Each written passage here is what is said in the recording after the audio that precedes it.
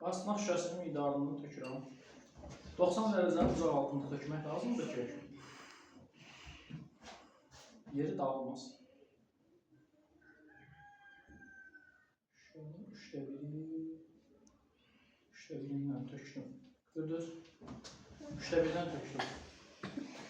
Şimdi alüminyum folyo əlavə edirəm reaksiyamızın davamında.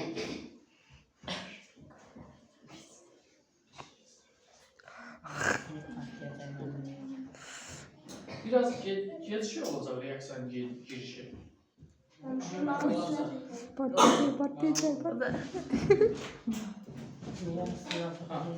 Bakın indi bir şey görsənmir, görürsünüz. Mənim yaxın gəlməyin. Bir şey var.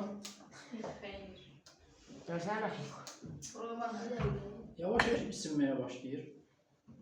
Reaksiyanı sürətləndirmək üçün bura temperatur da verə bilərik. Ki reaksiya daha sürətli geçsin. İçindeki ne diyor? Alüminyum folyo.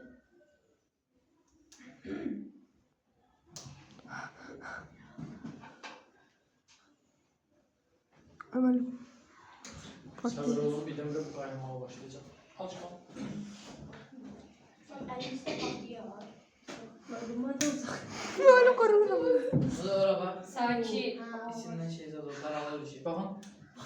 Bu mən aşağıdan silik verəcək, buradan qaz çıxır. Baxın. Baxın. Ben korkmuyorum öyle sanki. Ben o bırakanda patlayacak. Hadi vereyim. Apartacağım. Reaksiya başladı. Baxın, reaksiya başladı. Baxın.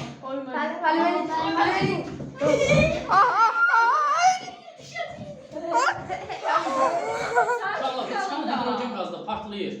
Qoy reaksiya dayansın, sonra. Allah apartacağım. Ay ben de. Benim kaçın ha.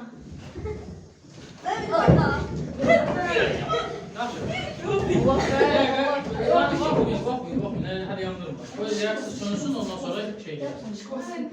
Baxın, özünüz reaksiya.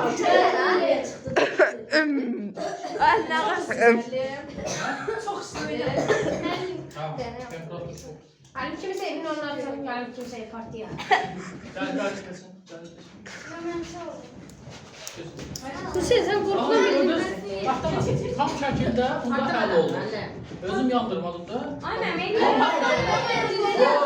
Hamız qorxusuz da.